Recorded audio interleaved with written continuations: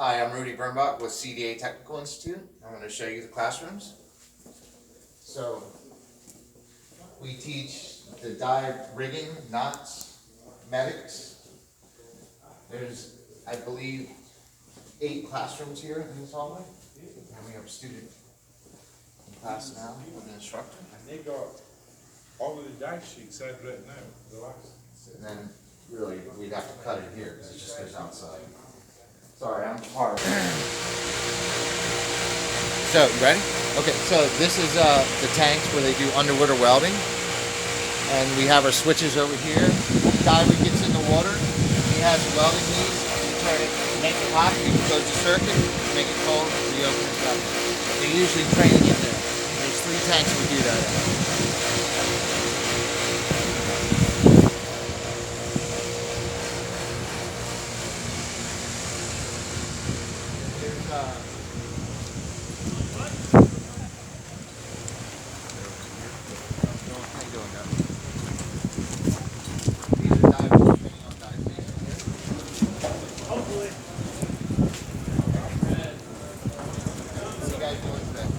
Underwater tools.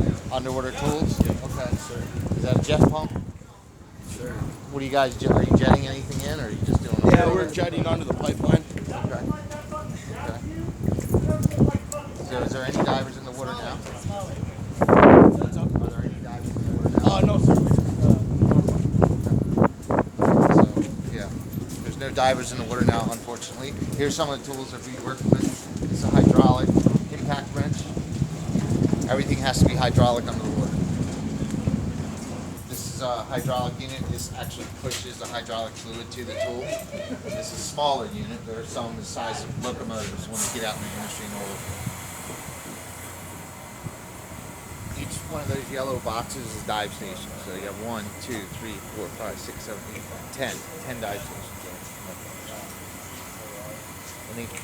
So it's realistic. They have to do everything by feel. That's basically how the industry is. When you're actually working in the industry, you're usually working on oil field or inland on bridges, and most of the water's black.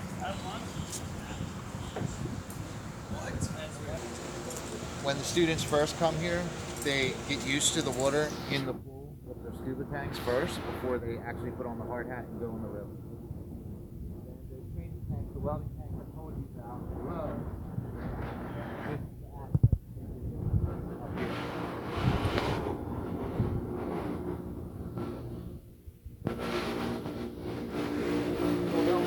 Weld and burn underwater in these tanks. It simulates the river. This is all river work.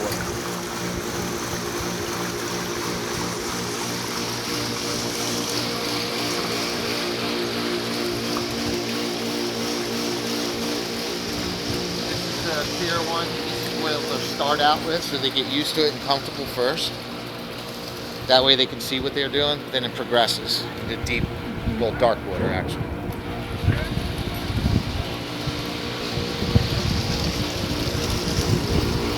So we have on-campus housing,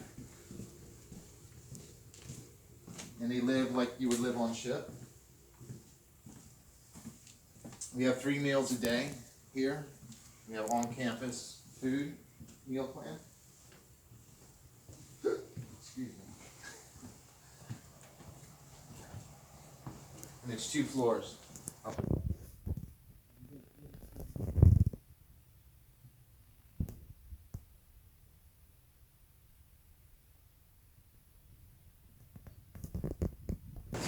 So Your last deco stop? Okay, so they have to be from the water. They have to be 4 minutes into the decompression chamber. I'll show you that. Helmet!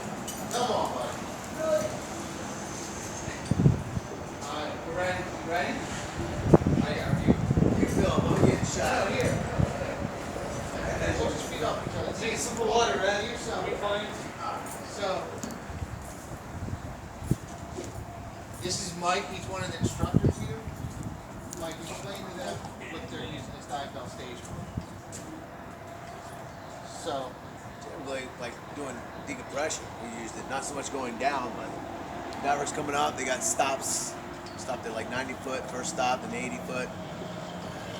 The more you coming up closer to the surface, the longer you have to wait. So they It's just a basically use stage. this to get to and from the job. Yeah, yeah. So I mean, some can use it for going down too, but in my experience, I haven't. Used it for coming up, basically. you know, this is what they call a wet well. This isn't a saturation well. The divers will get on there with their equipment, and this is the umbilical, and they simulate going up and down from the job. Usually in the ocean, this will be at 200 feet. Yeah, for deeper And dives, correct. you know, saturation, if they don't use that, they use a different system. And they have 4 minutes to get from the water into the decompression chamber over here, which we'll show you. This is the comms box. This is the link between the diver and the topside. Diver has a microphone in his ear, so he can hear what's going on. These are all the gases. This is the decompression chamber. So when the diver comes out of the water, while he's in the water, nitrogen builds up in his body. When he comes out, he has to get that nitrogen out. We have to bring him up slowly. So we pump him back down to the depth he was working at.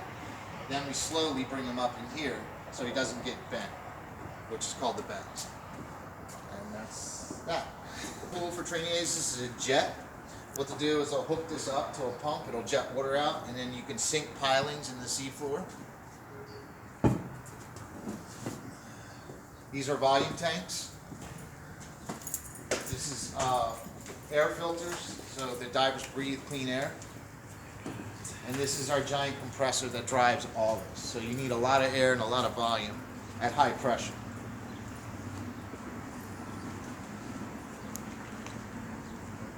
Once again, this is a simulation, so it's dark water so they can get used to working with just their hands.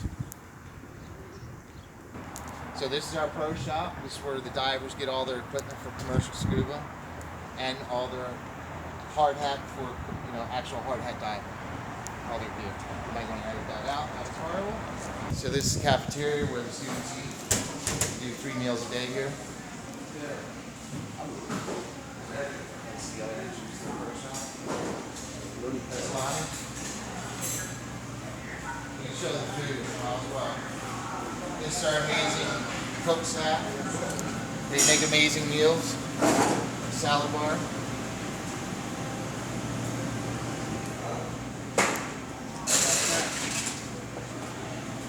Okay, so this is our medical building. And the first day that the students come, they come here to verify all their medical records. Then we'll go over, walk you towards the chambers. These are all personal chambers that are for treating certain conditions, because these aren't used in the diving industry.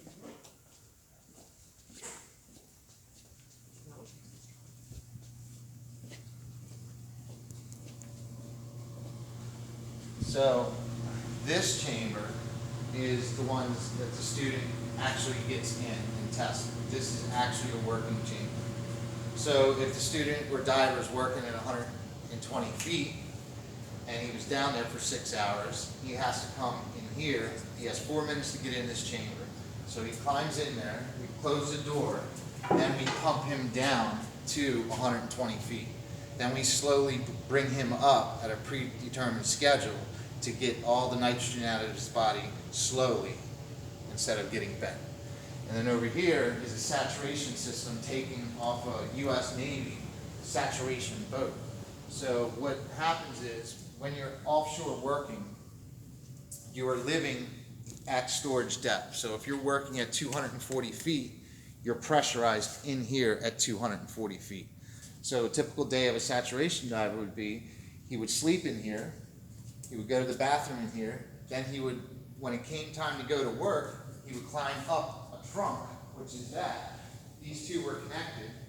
They would climb up to this, through this trunk up here, and they would go into that dive bell. Once they're in that dive bell, they would close the hatch, and then a crane would lift this off. Now, mind you, this is pressurized to the depth that they are working at. So we were saying it's 240 feet, so that's pressurized, the same pressure is in here. So they lower this down to 240 feet, and then they open the door. One diver stays in there, another diver goes out with the umbilical, and they work for 6 hours. For a 12-hour shift, the other diver comes back in, he goes up in there, tends the other diver, and he comes out and works for 6 hours, making up a 12-hour shift. They usually only work 12-hour shifts. And then usually this bell would be a 4-man team. So each bell you would have 2 men in there, 2 men in here, and then they would swap out for 12 hours. And this is being reconditioned, of course.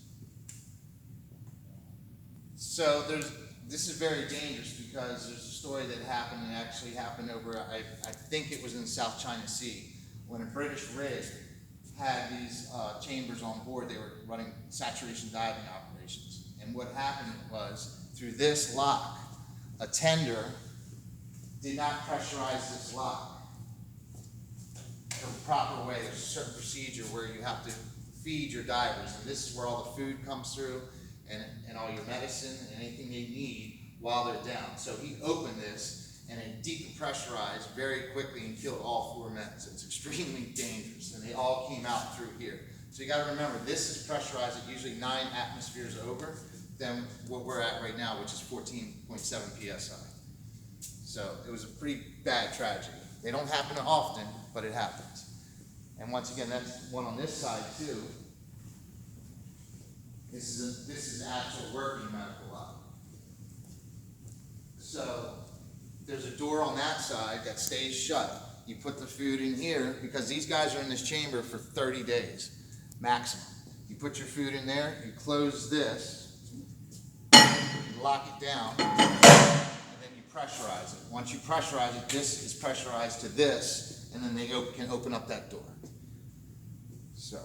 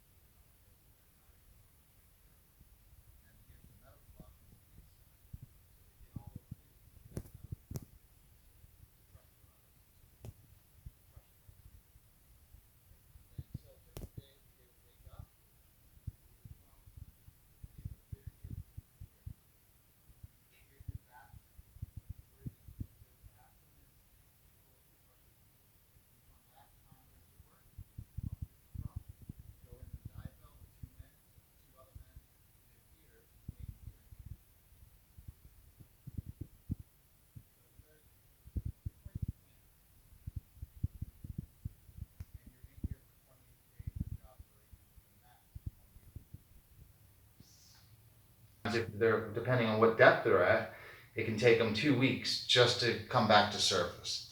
So while the boat's coming back to port, these guys are coming up slowly, sometimes at the rate of a foot a day.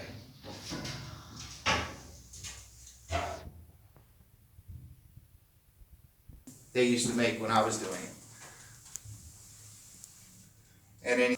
So while you're in saturation, you have to wear special clothes that do not create static electricity, because once the partial pressure of oxygen rises, the chance of a fire is extremely high. So they all have to do certain things. You can't have any metal-to-metal contact. The chamber is mobile. It's designed to go from ship to ship. So if one boat has to go out for one dive operation, they can put a chamber on it.